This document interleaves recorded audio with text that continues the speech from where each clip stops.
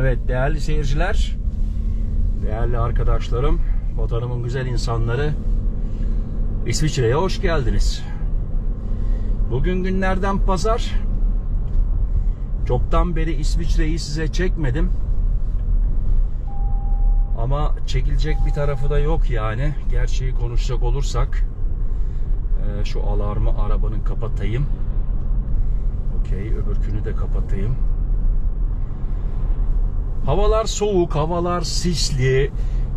Yani kendiniz görüyorsunuz bakın. Yani bir al beni havası yok. Bu havada ne yapacaksınız? Fazla bir şey yapamazsınız ve şimdi göreceksiniz İsviçreliler ne yapıyor? Hepsi sıcacık evinde. Kaloriferini yakmış, sobasını, şeminesini yakmış. Evinde keyif yapıyor. Efendime söyleyeyim, televizyonda kayak yarışları var. Onlara bakıyorlar. Çayını, kahvesini içiyor.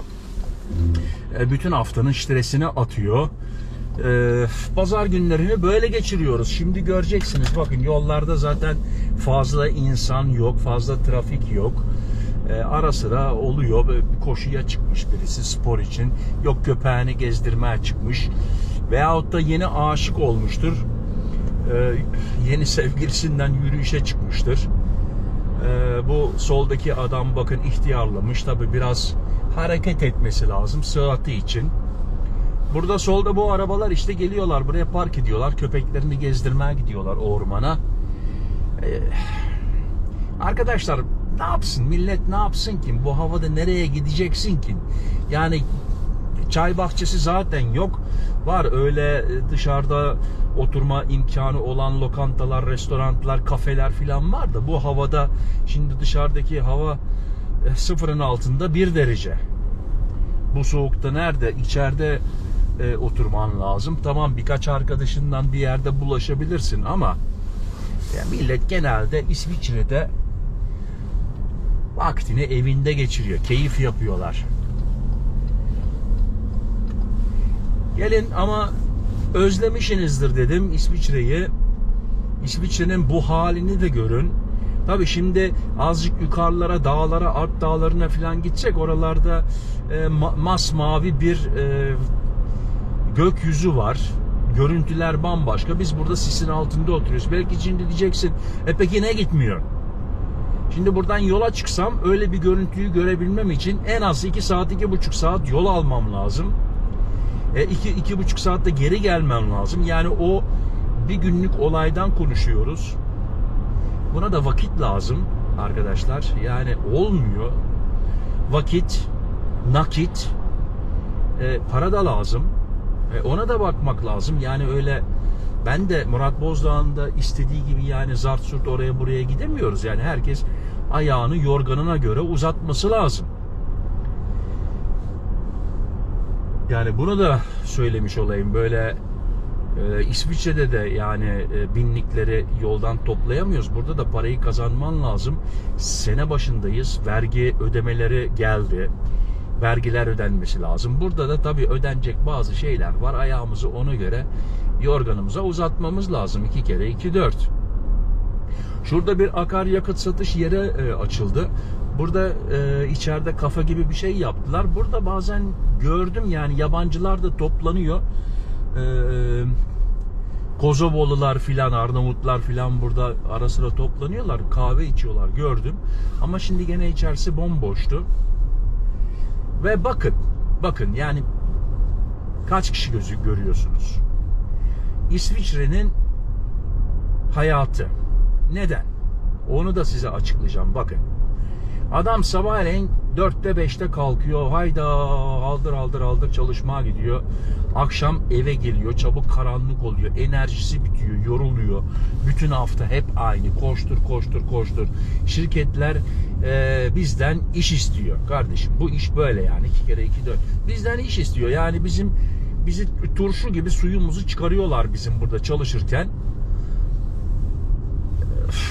Yapılacak bir şey yok. Ondan sonra cumartesi geliyor. Cumartesi yok alışveriştir, yok şudur, yok budur derken zaten o işlerle geçiyor. Bir pazar kalıyor. Ve burada gene bir heyecanlılık var. Bakın burada gene birkaç araba gördük. Şimdi Lamborghini'yi gördünüz mü gençler? Gene burada bakın gene tek tük dışarı atmış birkaç kişi kendini. Şu yeni Ford'lar da hoşuma gidiyor ya. Güzel araba. Burada gene bakın. Burada biraz millet herhalde şimdi saat arkadaşlar 1'e 10 var. Millet yemeğini yedi, keyfini yaptı. Şimdi böyle azmetmek için biraz dışarı attılar kendilerini. Biraz geziyorlar yani. Buraları bizim köy. Burası Sirnak. Sirnak bize ait. Ben burada yaşıyorum. Sirnak Kanton Turgav'da yaşıyorum merak ederseniz. Beni tanımayanlar için. Yeni gelen aboneler, üyeler teşekkür ederim. Abone olduğunuz için, ailemize katıldığınız için, bana destek olduğunuz için hoş geldiniz diyorum yeni abonelere. Yeni gelen üyelere sizler de hoş geldiniz. Maddi durumda destek olduğunuz için. Bu konuda sizler de destek olmak istiyorsanız çeşit türlü üyelikler var. Çay molası, kahve molası gibi üyelikler var. Olmak istiyorsanız tabii ki sizler de destek olabilirsiniz. Mecbur değil. Abone olursanız tabii ki yeterli. Bana enerji vermiş olursunuz. Ama bütün gelen üyelere, abonelere burada da unutmadan teşekkür etmek istiyorum. Unutulmasın. Evet, İsviçre'de yaşayanlar için dikkat. Bugün ayın 19'u biliyorsunuz. Ay sonuna kadar yeni vinyet almanız lazım. Otobanı gördüm, o aklıma geldi. E-vinyet alabilirsiniz. Aman unutmayın, bakın Şubat'ın 1'inden sonra yakalanırsanız otobanda insanlık hali unutabilirsiniz. Biliyorsunuz cezası 200 frank. 200 frank cezası, bir de vinyet parası 240 frank oluyor. Şimdi alırsanız 40 franka o işi kurtarmış olursunuz. Şimdi nereye geliyoruz? Münchwilen. Münchwilen'e geliyoruz şimdi. Münchwilen burası. Burası da Kanton Thurgau. Ve görüntüler hep... Arkadaşlar kışın ne bileyim böyle her şey bana siyah beyaz geliyor. Bu videoları azıcık şöyle renklendirmeye uğraştırdım. Neyi renklendiriyor? Renk yok ki. Neyi renklendireceksin? Yani kış, ne bileyim ama ben kıştan pek hoşlanmıyorum. Yaz aylarında da fazla sıcaktan artık hoşlanmıyorum. Eskiden bayılıyordum. Ne bileyim yaş gittikçe sıcaklara vücut da dayanmıyor. Şimdi derseniz nereye gidiyor Murat Bozdoğan diye. Yani boş boş da gezmiyorum. Hem video çekiyorum hem de gerçekten çok ucuz araba satılan bir yer var.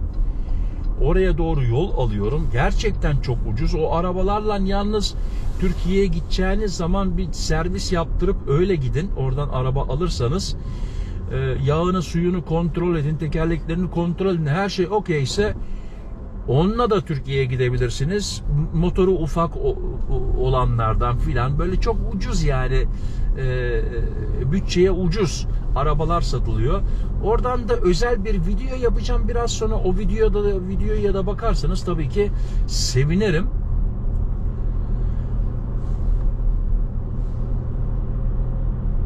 Burası Münchwilen. İleride sağ tarafta Lidl geliyor.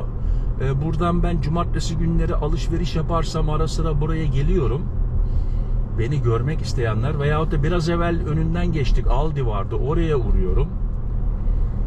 Bu Lidl'le Aldi İsviçre'de gerçekten fiyatları bilhassa bizim gibi işçiler için uygun. Tavsiye ederim. Araba videosu çoktan beri istendi ama arkadaşlar kusura bakmayın, hava o kadar soğuk ki yani yarım saat filan istiyorsunuz ama yarım saat mümkün değil yani. Havalar soğuk, eldiven filan giymem lazım, o zaman da video işi zor oluyor. Onun için artık 10-15 dakikalık videolarla idare edin. Havalar ısınırsa onu yarım saatte çıkarabiliriz.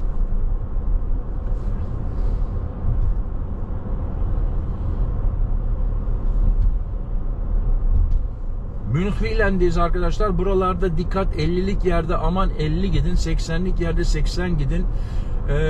İsviçre'nin cezaları gerçekten cüzdanı yakıyor. cezaları ağır. Benden söylemesi. Şimdi kendi arabamı çıkardım. Bütün hafta hep iş arabasıyla gezdim. Şimdi Toyota'yı çıkardım. Toyota RAV4 var bende. Bununla Türkiye'ye gittim geldim, biliyorsunuz Schengen üzeri Romanya'dan pasaport göstermeden Bulgaristan Türkiye sınırına kadar gittim. O videoyu da seyretmek istiyorsanız kanalımda mevcut. Uzun gidiş videoları, bütün sınırları görüyorsunuz. Bilhassa yeni Romanya'nın yeni açılmış Schengen listesine girdi orası da. Pasaport göstermeden gerçekten Bulgaristan Türkiye sınırına kadar gittim. Onu da oradan bakabilirsiniz. Bu Oranjeri Kulüp bir özel kulüp. Bunun şimdi detaylarına girmeyeceğim. Tanıyanlar bilir ne olduğunu. Şimdi şurada ileride söylediğim araba satış yeri. İşe gidip gelmek için yani süper arabalar, ama dediğim gibi uzun yola da gidebilirsiniz.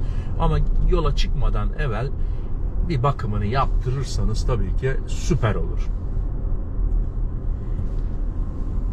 Ben şöyle arabamı nereye koysam ya? Şöyle hemen bakın arkadaşlar, nerede olduğunu, telefon numarasını filan. Şimdi burada durdurduğunuz zaman camda telefon numarası da yazıyor.